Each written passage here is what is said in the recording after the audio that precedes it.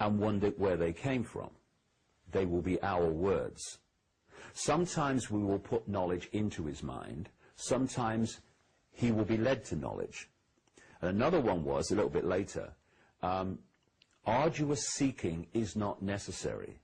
I've given this a lot of thought, and I've come to some possible conclusions. Here are the facts.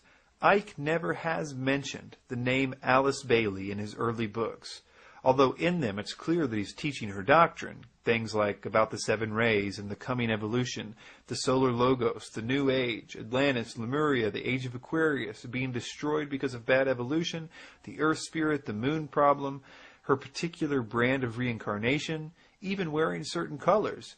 He never once, though, attributes any of it to her. He attributes it all to the spirits that he channeled. He says he got all this information from the spirit world, which I'm willing to believe, and therefore I suppose it's possible that he hasn't made the connection that everything he believes is from Alice Bailey himself yet. He may have never noticed that what the spirits told him was word for word Alice Bailey and or theosophy. The other possibility is that because he has alluded to in the past the idea that sometimes during channelings the paradigm of the channeler gets in the way of the message, and so therefore the message can be tainted by the messenger. He refers to this, I think, to try to explain the fact that he has pages and pages of material of his conversations with Jesus, whom he nowadays says never existed. The idea is that, well, the channeler believed in Jesus, so the name was messed up. But, as we will see later, these beings do much, much more than claim to be some entity. They play the role to the very end and really expect you to go tell people what they told you. There are many problems with this, but the biggest one is that, let's say some of the psychics that he talked to were big Alice Bailey fans, and so he got information that was filtered through their paradigm. Now that's still not an excuse, because we're right back to the problem of, well, if he learned later on that Alice Bailey and her ascended masters lead to a new world order ideology, why is he still teaching us the exact same ideology, only packaged in a way that seems to try to hide the obvious source? We will come back to the investigation of Icke's extra-dimensional entities to see if we can determine anything more about them later on. But for now, let's move on to some of Icke's more earthly sources of his information to see if we can determine anything about the evolution from his early material to his current material, like reptilians. The single most influential person in the development of Icke's current ideas is a man named Brian Desborough. Desborough wrote a lot of conspiracy articles and posted them on the internet in the mid-90s into the 2000s. Later, these articles would be compiled into a book. Desborough is behind an astonishing amount of Icke's research. There's a lot of interesting things about Mr. Desborough. First of all, despite the fact that his bio says that he served as a director of research and development for several American high-technology companies and has provided consultation to a company involved in deep space research, there's no record of him doing anything like this on the internet, which seems odd, since you would think that if a person who was publishing material on the internet so early in its history, that he would also leave some trail to his apparently earth-changing scientific research. Another interesting thing is that despite the fact that Icke, when referring to Desborough, calls him his American scientist friend, you can read Desborough's own bio to find out that his information was given to him by spiritual beings, like Icke. Desborough says, during an out-of-body experience which occurred in 1971, he encountered 5 highly spiritually evolved, non-physical beings who informed him that he must write a revisionist history of the world. The purpose of the book was to take the readers out of their comfort zones by presenting them with truth regarding such diverse subjects like the true location of Atlantis, the duplicitous acts of the Illuminati, and the fundamentals of free energy technology. It was not until later that the author learned that the non-physical entities that he had encountered were associated with a non-physical directorate who were the overlords of a group of terrestrial mystics known through the centuries as the Quadragan. It is the role of the Quadragan to intercede in the political affairs of the world periodically in an attempt to elevate the level of human spirituality. It's interesting that, like David, Desborough also speaks out very harshly against Alice Bailey and the Ascended Masters in his book. He even says the Lucius Trust is a major New Age command center on behalf of the Illuminati, and Her book, Education in the New Age, outlined a social engineering program which later was adopted by the Club of Rome. In it she wrote, "The science of eugenics will grow."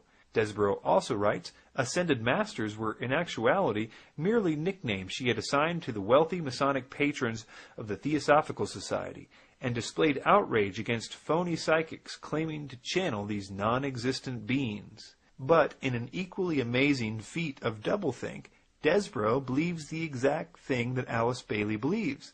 That is, that the non-physical directorate, or ascended spiritual beings, are intervening in the political affairs of the world in an attempt to elevate the level of human spirituality, which is arguably the main point to theosophy, as well as all the stuff about the Aryans, which we will see later. As far as Desborough's scientific background, according to his bio, it seems to be limited to a story he tells where a chance encounter with a pediatrician who had been one of Wilhelm Reich's research associates gave him access to all of his notes, which he says enabled him to acquire a knowledge of weather engineering and orgonautic science. In addition, as luck would have it, a similar thing happened to him, but this time it was with Nikola Tesla's notes. He says he met an old lady at a spiritual healing circle who had asked him if he liked Nikola Tesla.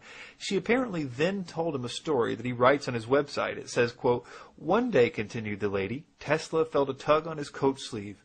Looking down, he saw the landlord's 12-year-old son, who said, 'Mr. Tesla, will you teach me all that you know?' Tesla was so impressed that the boy became one of Tesla's enthusiastic protégés, and later married the lady the author had just met. The lady then provided the author with some of her late husband's research notes on free energy and anti-gravitic technology. In this manner, many doors were opened, thus enabling the author to acquire meaningful data for his 2 books." The strangest part about Desborough's bio, in my opinion, is that he claims to be an expert at deprogramming mind control victims. He claims that he does this in order to get information out of them to help his research into the New World Order. He has written quite a lot about trauma-based mind control, and at that time, very little was known on the internet about it, and it does appear he knows quite a lot about how to program multiples. This will become very interesting as we continue this investigation. So with all that in mind, let's take a look at how David Icke was influenced by Brian Desborough. Icke's book, The Biggest Secret, is the first time that I know of that Icke mentions Desborough in print. He dedicated that particular book to him, and he cites him profusely throughout the book as his source for things like Martians coming to Earth and founding the Aryan race, which the reptilians used to overtake the planet. Brian is also the source for much of the information on the Babylonian world, and things like black people are a result of the Earth being closer to the sun at one point, the Ice Age being an illusion, monoatomic gold, directed energy weapons, UFOs are government craft, crop circles are space beams, David's new view on Jesus, and much more. Ivan Fraser, the other person who David dedicated his book, The Biggest Secret, to, later spoke out against David and said this about Brian Desborough, quote, "Is there anything David could tell us about Brian Desborough's background to allay any doubts we may have about his integrity, considering his massive influence in the content and direction of The Biggest Secret?" Also, Icke's subsequent book called Alice in Wonderland and the World Trade Center Disaster is no better than a copy and pasting of Brian Desborough's article entitled The 9/11 Disaster, the Myth and Reality.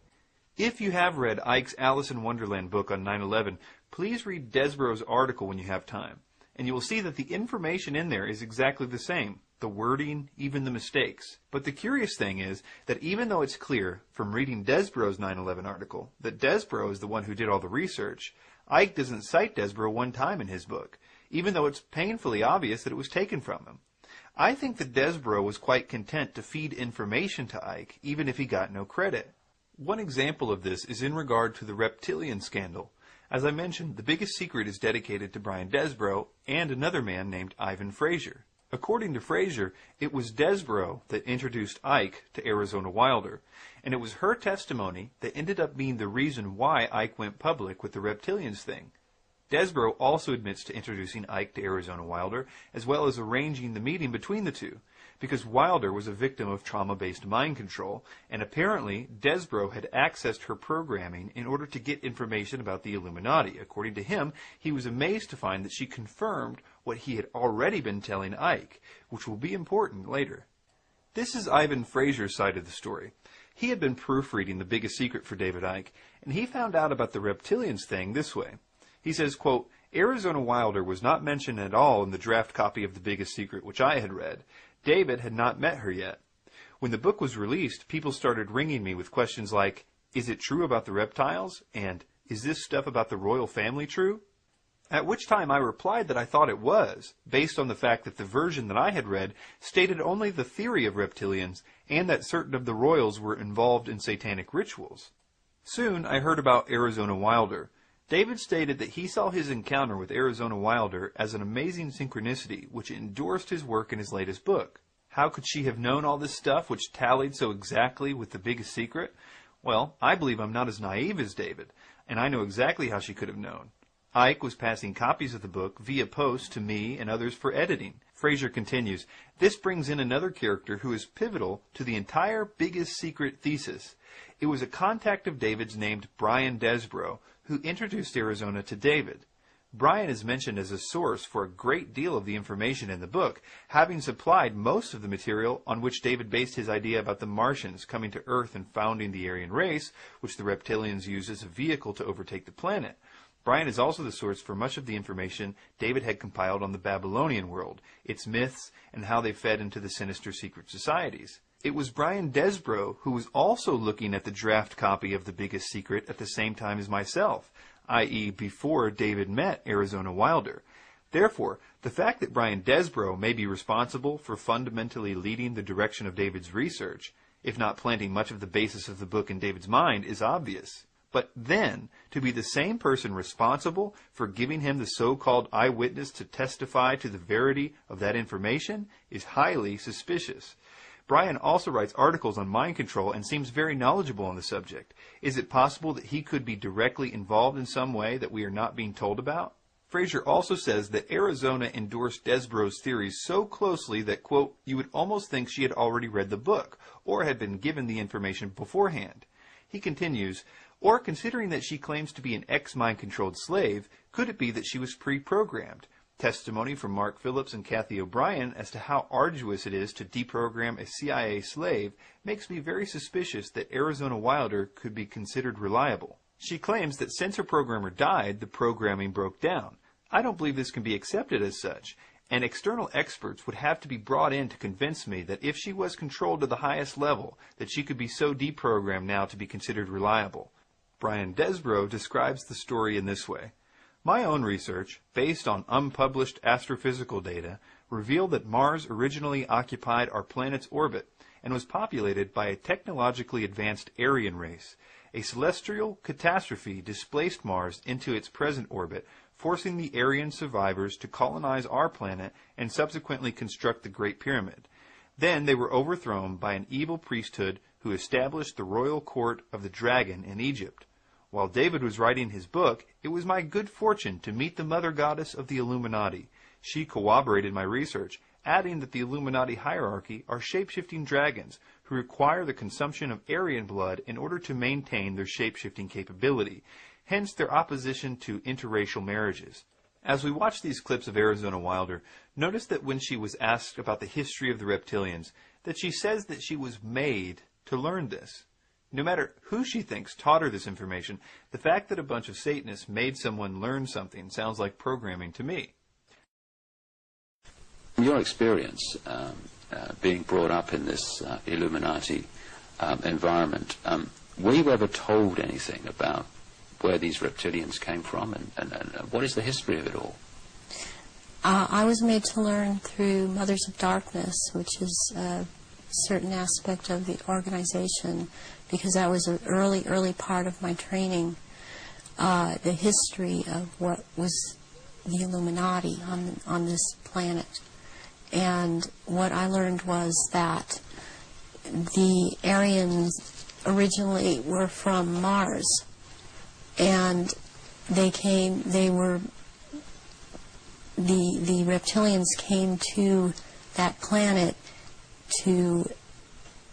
they came from another place. They came to that planet. They came to rule because they wanted to mix, so they said, with that race. and but they became the overlords. That's an interesting term, overlords. Brian Desborough uses it almost 30 times in his book, compared to Icke using it one time, and even that was in a quote. It doesn't prove that the info was planted by Desborough, but it is a suspicious coincidence. And the Martians or Aryans were seeking to escape from it. They went to the moon and then were there attacked, and they then went to Earth and